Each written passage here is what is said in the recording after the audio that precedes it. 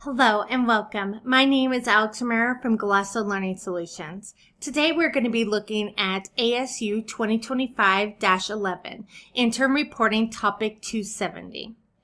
Now ASU 2025-11 was issued in December of 2025, and really it is just a narrow scope improvement. And so we're not going to see anything new here.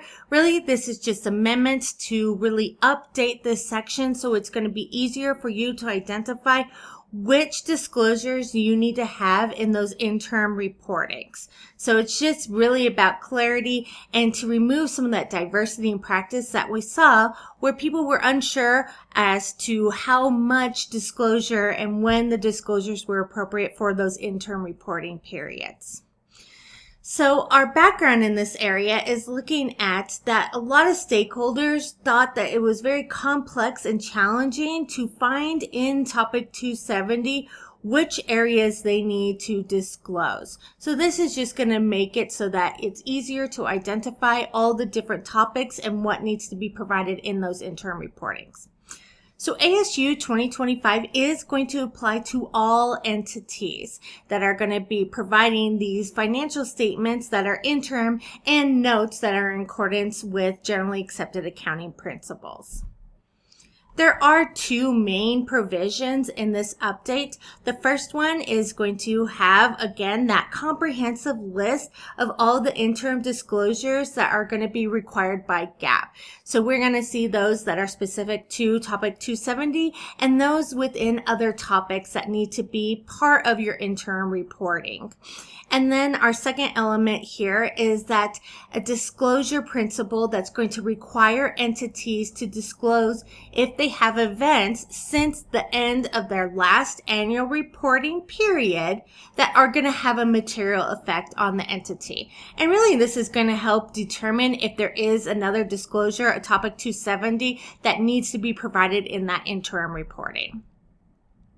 The application of these amendments can be done prospectively or retroactively to any and all prior periods that are going to be presented in your financial statements. So let's take a look at our Section 8, and this is really identifying and going through those amendments to Topic 270.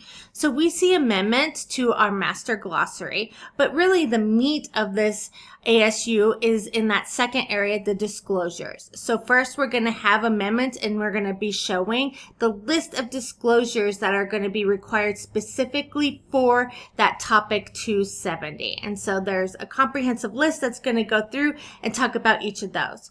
Then the longer, more important area that I find that is kind of where we saw some of the complexity and confusion is that last area. The items that you need to list as far as other topics in these interim statements. So we're going to be looking at all those different subtopics and what needs to be disclosed in our interim reporting financial statements and disclosures.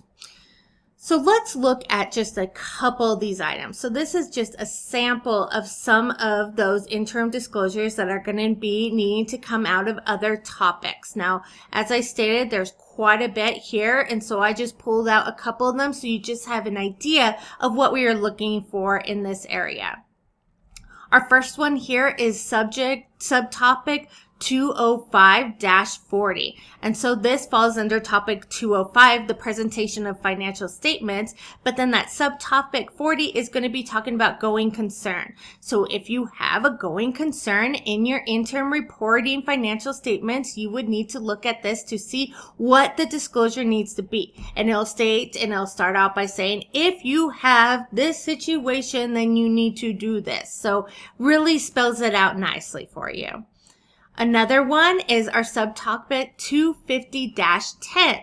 This is looking at those accounting changes and error corrections under Topic 250, specifically that subtopic of those overall changes. Again, it'll go through if you have this situation, this is what you need to do, and make sure that you have this disclosure. Our next one here is subtopic 326-30, those financial instruments, so credit losses and available for sale debt securities. So looking at our CECL, what kind of disclosures are we going to need in this area for interim reporting? Our next one is a really fun topic, derivatives and hedging. Well, this is looking at the subtopic of overalls in subtopic 815-10. And then lastly on here, I have highlighted subtopic 958-805, not-for-profit entities, those business combinations. So as you can see, a lot of different things here, and even within the topics, for instance, topic 205, we have a number of different items on here, and I just pulled one of those to show that if you have a going concern, that you're going to want to look at this and make sure that you have those properly disclosed in your interim reporting underneath that topic 270. The second area that we're looking at is section B, amendments to the clarifying disclosures of the interim. So what we see here is the addition of 4 interim and annual reporting periods. And we see that in each of these areas. So what I wanted to do here is kind of show you what you're going to see within this ASU. So here is that example I'm pulling again from our subtopic 205.40 or -40, those going concerns. And so you will see further down within that paragraph underlined interim and annual financial statements. So that's what we're going to see in our section B of this area. Now, when is our effective date? Now, this is a little bit more convoluted because we are talking about interim reporting. So our effective date has a lot of verbiage in here. So I'm going to spell it out and make it absolutely clear so you understand. We do have 2 different buckets here. We have our public business entity effective date, and then we have our other than public business entity effective date. So the first one is those public business entities, and this is going to be effective for those interim reporting periods that are within your annual reporting period beginning after December 15th, 2027. So this, if you had a calendar year end, this would be looking at starting with that January 1st, 2028, and the interim reporting periods within that annual reporting period of calendar year 2028.